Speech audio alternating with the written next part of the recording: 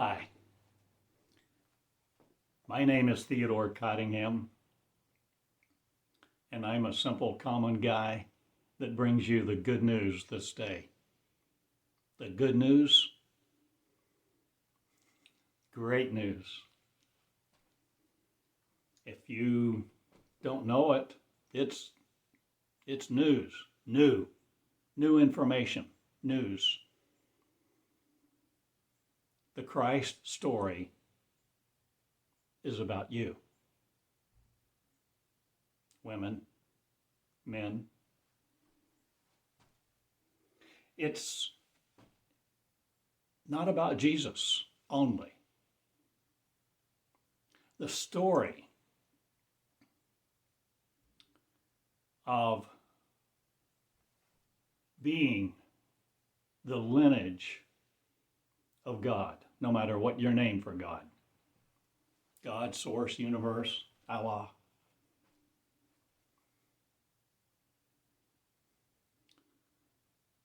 The name that you refer to God with will not defeat the operation of God. So let's get that straight. And God is not limited to syllables or how you construct your syllables. For God looks on the heart, in the heart. The motive, that which is below the words that you may use to refer to God or to know God. Or do you know God? Are you willing to know God intimately?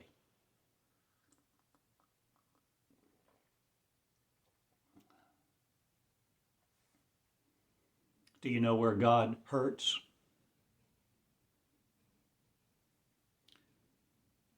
What causes God pain? Does God not know pain, disappointment? Are you willing to know God consciously, completely? The good news is that you can.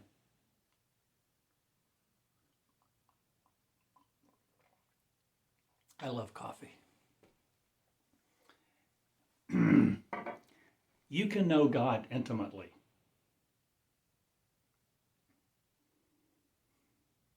But the cost is quite high. For it takes time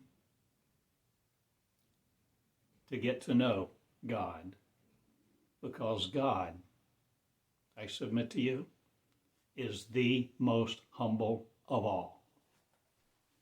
God will not come against you. God will not fight you. God will not impose his wrath, for he is not a he. He's a she. Or is she it? Or is it an encompassing consciousness? Is God a race of beings that operate what we call transcendently, not needing molecules to appear in, nor letting their power use them, or the power of thought? What are you creating this day, O majestic one of the earth?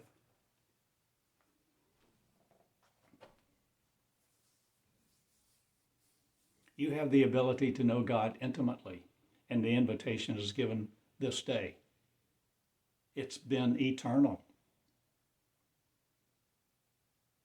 Since time began, did you know God before time began?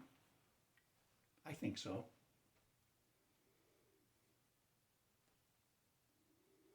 In my years of questing to know God intimately, I felt words begin to originate in me that I didn't feel like that I was the source of. And when I began to write them down and value them like they asked me to, the words spoke to me. The words didn't have an audible voice. The words had this interior voice,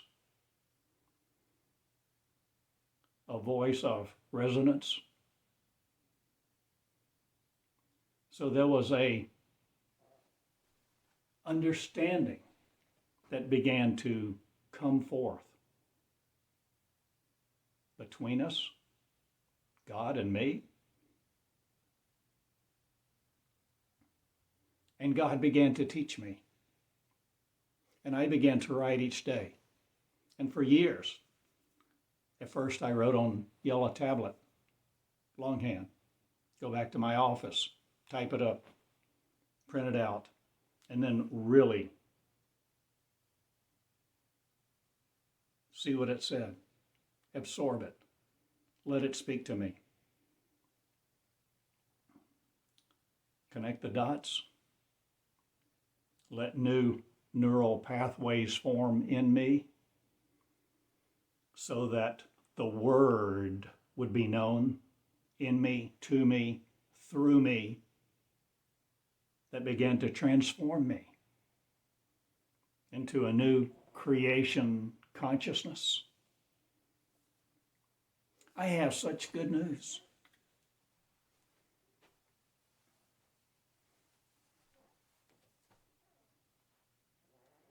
You are not of this world. You did not originate here. And you are not limited to here. You are not limited to the here and now. You are not limited to your molecular body. And you are not limited to your thinking. Are you? Or are you? What if thought is alive? What if thought are things? What if thought actually produces something in our atmosphere? Even within a vacuum, there's energy, is there not? Atomic particles appearing and being annihilated almost simultaneously. Are those atomic particles thought-based, thought-waved? What are you willing to know about the quantum world? Or the kingdom of righteousness? Or the allegory that bespeaks of the Christ story? Of the coming Christ? I suggest it's you who will be it. It's you who will learn how to be it. The word, majestic, creative, beautiful, loving, is already in you, and you're already linked to it. And you're not limited to your DNA or what man imposes on you, the conditioning of. You are not limited to the rules. You are not limited to this world. The good news is that you can become a new creation. You can experience a new birth that takes you out of the flesh or no longer incarcerates you in it. I suggest to you, the story of Christ is greater than has ever been told. And in no way, shape, fashion, or form is it limited to a man called Jesus. though he, we have the story of, became our pattern to tell us what to do, what we can walk out, what our capacity is. And everything that Jesus did, you can do. John 14:12. But you learn, you submit, you surrender, and you give up something to become a new creation. Give up? What do you give up? You give up you.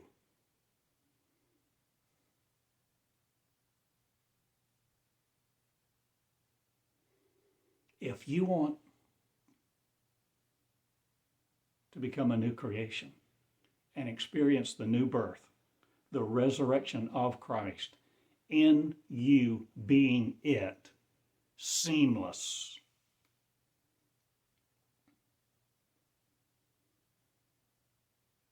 you give up you. But it doesn't mean you nail you to a cross or that someone else does. But you begin to surrender your belief system, that creative power of thought. You are the creator of your thought.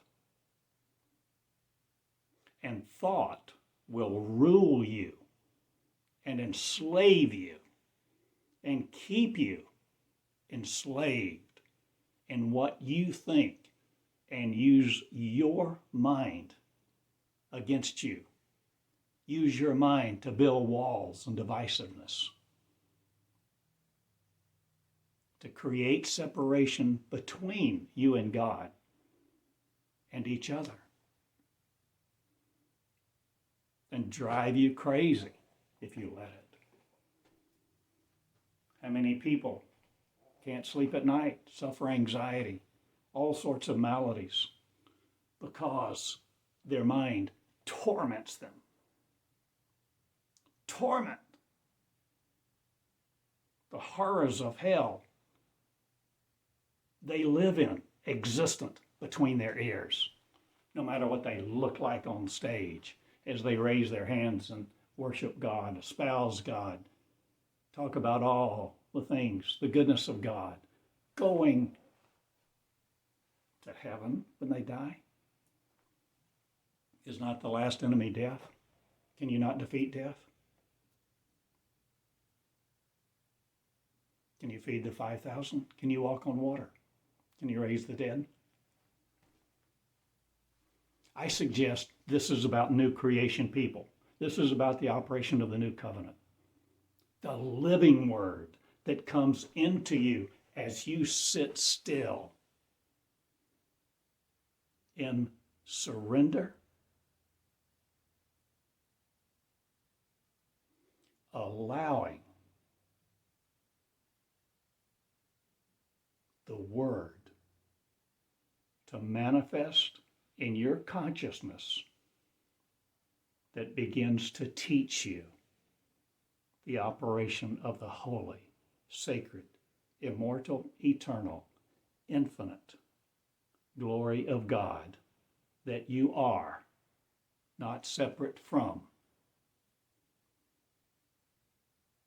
And you learn to submit, to be crowned with the righteousness of one. Is that just a religious term? Or will you understand the allegory? Will you understand your position, power, grace, and beauty?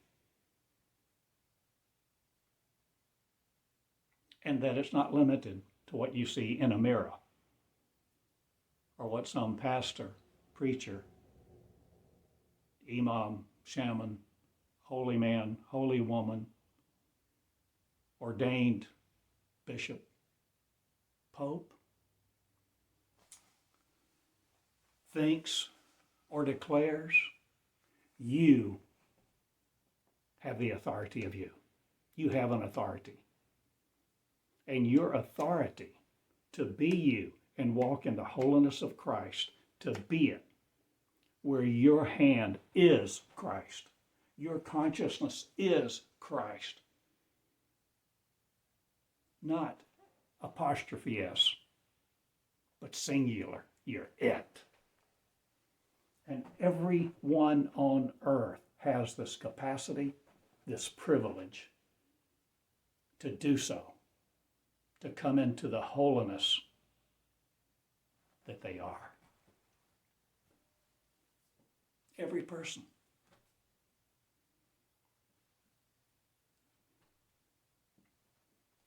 Cloudy here today in Eureka, so I don't have much light coming in the window. But I have coffee.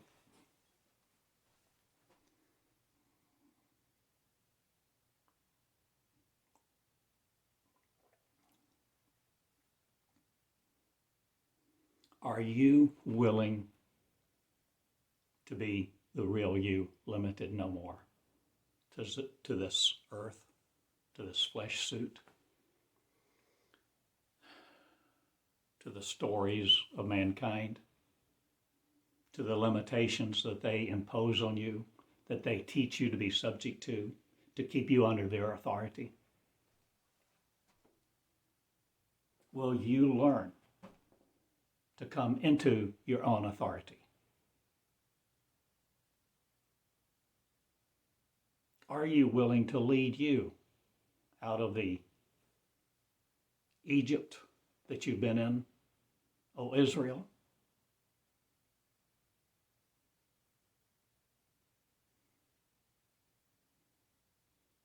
Israel as a place may be molecularless.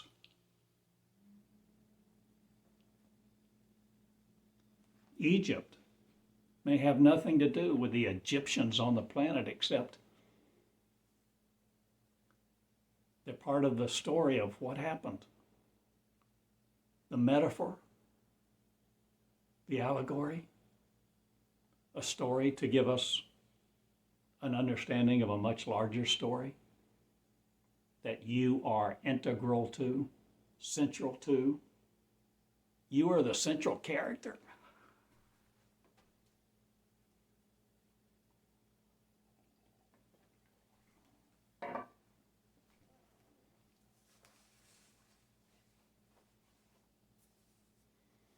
Imagine with me, please, Christ, the Anointed One, the Messiah, the you who will be it, who looks just like you, walking on the earth this day. What will you do in your power? Will you go smite your enemies? Do you have any? Or is your only enemy ignorance? Ego? Self-delusion?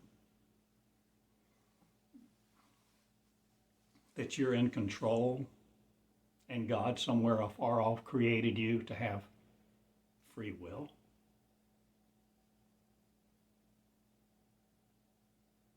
Would you like to know God with your free will, with your time?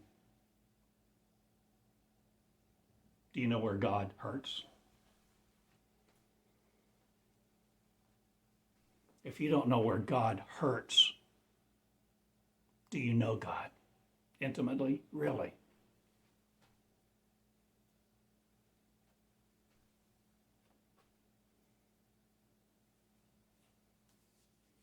There is no war in heaven, is there? Or is it all between your ears? And do you have the power of light and darkness? Do you have the power to sever you from your own kingdom of consciousness, rightly applied, rightly thoroughfared, Will you be the dynamic Christ? Will you live a holy life, no matter what your vocation is? Sacred, not in terms of symbols only.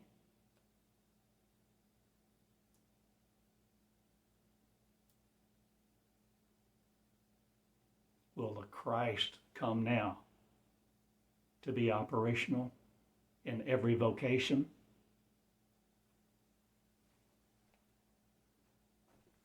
Yes. That's the good news. The good news is that the story was always about you, women, and men who want to put you under their feet and keep you under their authority will vanish now. Or will they? Be demoted? Or will you arise in your authority to be imposed upon no more?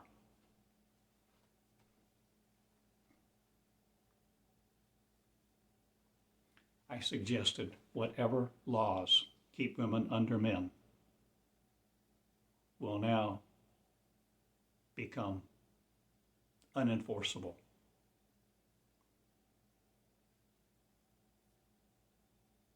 And a lot of vows will be disavowed.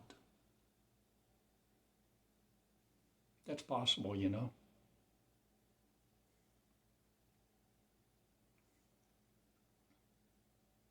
I suggest to you, we are coming into the most cataclysmic time on earth in a long time. The regeneration is here, the regeneration of Christ. Christ creates Christ. The Word living, sharper than any two-edged sword. What does that mean? It's not dependent on the molecular, and the molecular will not defeat it. I suggest to you to know God intimately.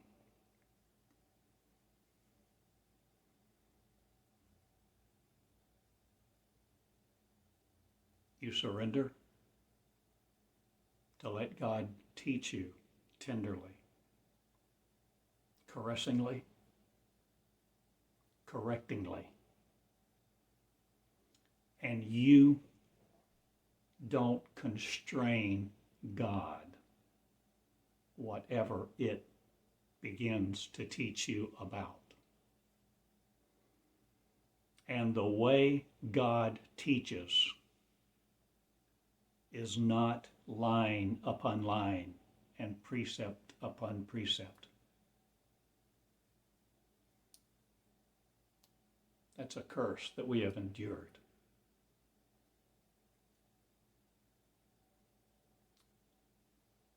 What God has given me is that God's learning system is see, hear, feel, become. Hear, see, feel, become. You begin to sense it, you begin to feel it, and you begin to become it. A belief system no longer constrains you.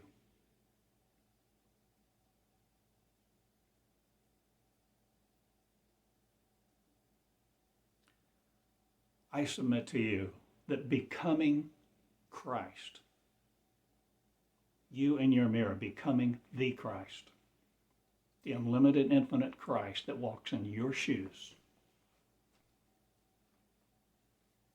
is contingent upon you surrendering to allow the seed that are the words of the Creator coming into you, flowing through you to birth you a new reality in. And that's the good news. and it's available to all of us, every person of every color, tribe, and tongue, bar none. And I have thousands of documents and recordings to support this. Or did those moments of tender joy that I experienced, sometimes in blissfulness, sometimes almost in agony, where I came in to allow the presence of God to make known to me the Word of God, the living Word of God, so that I would be transformed and think correctly, walk correctly.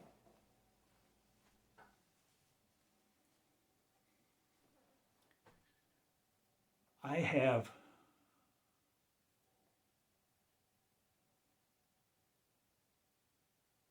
surrendered. It's not my life that I live. It's not the focused goals that I want to achieve now anymore that my life is focused on. My life has become His, not hers. Or am I connected to a greater grace, power, and beauty?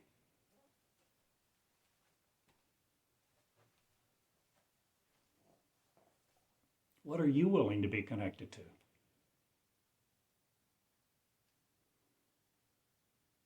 Are you willing to be intimate with God? Whatever your name for God. Are you willing to know God intimately? Are you willing to let God know you intimately, where you withhold nothing from God? Will the consciousness of God come into you and invade you? No, because God is the most humble of all. Our ego cannot fathom the humility of God. So if you want to believe something, God will let you believe it.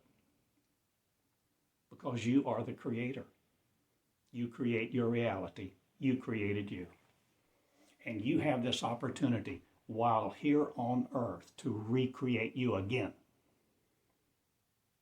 in a new life, a new substance, molecularless, or molecularly? Or do you have the power, ability, and authority to create you a new creation that is seamless, that can go in and out of what we call this 3D reality, our 3D world? Seamless. Did Jesus come through walls to appear in the upper room? How did food appear that he gave, that he fed the 5,000 with, the 3,000? How did Jesus calm the storm? He had authority. He learned it. He developed it. He was taught. By his father? By his mother? By what? By his internal voice. By the consciousness that he invited, allowed, and surrendered to sit with him at the table of one. Is that what communion is? Symbolic of this broken body? So that when I take a chocolate chip cookie and a cup of coffee or a Dr. Pepper or whatever I have, if I so choose to do some little act or have those moments where I have an act of communion that symbolizes my broken body, given for you. I don't atone for you. Jesus did not atone for us. There's no vicarious atonement. It's a story for you to see you in the story, and the story is about you. To feel your capacity, to feel your love, and gently be asked to mature into your leadership to heal this. How are you going to heal it? With your ego? With your legislation? With your want? Oh, God, I hope not. Love heals. Love is tender, patient, kind, and creates no hierarchy that puts people under people. So I offer you this message. If you come to this school, the school I'm involved in, the creation of or operating, the University of the New Covenant, the school of the 21st century Christ, the school of light, love, and peace,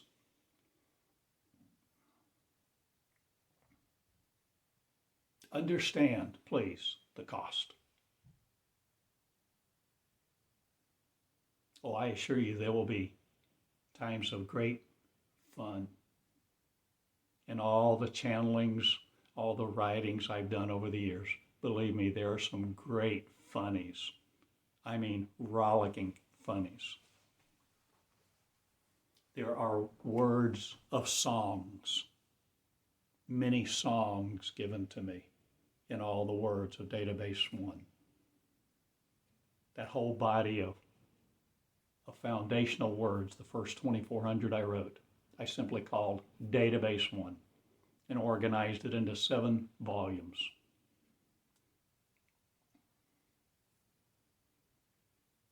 There are plays, written scripts. There's also recordings of me being corrected a few times, a little harshly.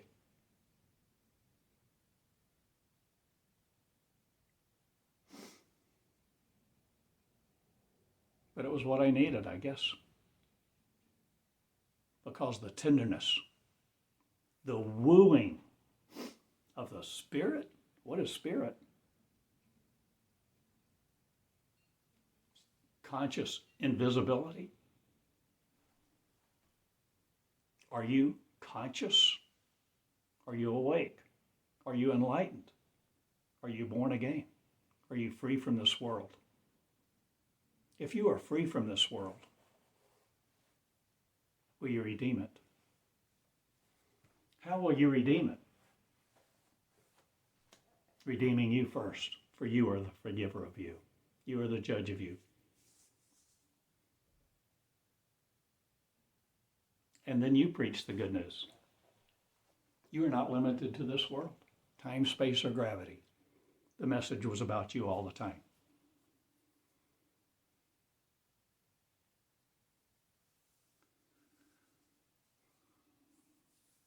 The cosmic picture is much bigger than religion portrays. I ask you to come into your lineage, your birthright, and birth you anew. And I suggest this is how God creates God.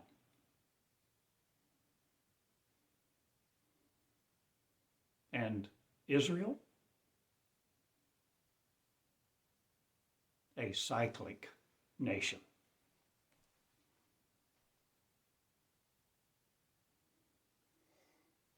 Are we the story of what the Bible calls the prodigal son? Have we come to earth to experience our creative powers? And we wind up eating pig slop,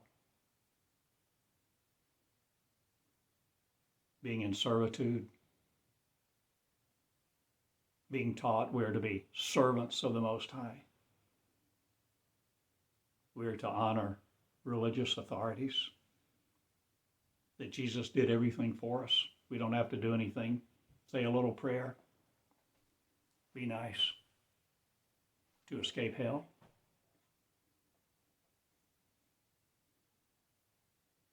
Hell is in thought. Hell is holding you in thought that produces the separation. The concept of the now, the future, the past. What are you willing to learn? Are you willing to come into your joy? Will you create you, O God? Will you recreate you? You have the power, authority, and this is the good news. And you choose. Will you walk humbly? Will you heal people?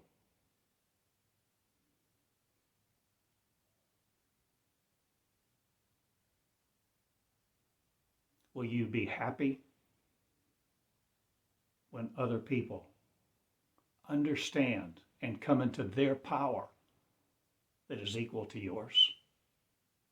So they're not looking to you anymore.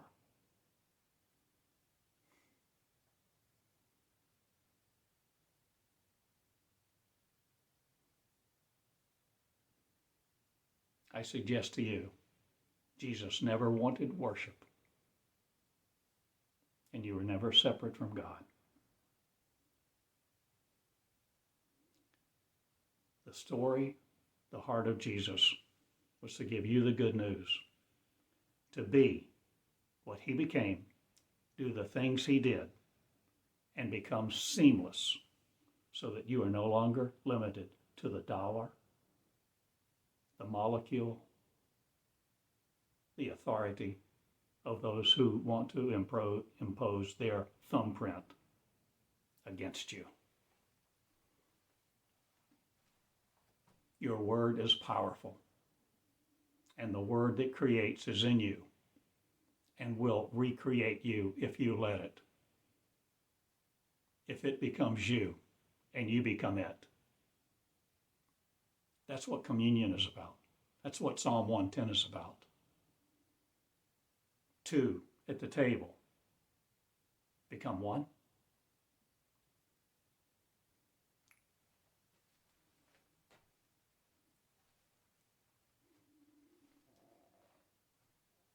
I love you this day. And I honor the Christ. The Christ. The Christ that's you, if you will be it. So the learning system of Christ, the education system of God, is coming forth at light speed and faster. So I suggest to you, this is about grace, beauty, peace, surrender. I hope I brought you good news this day.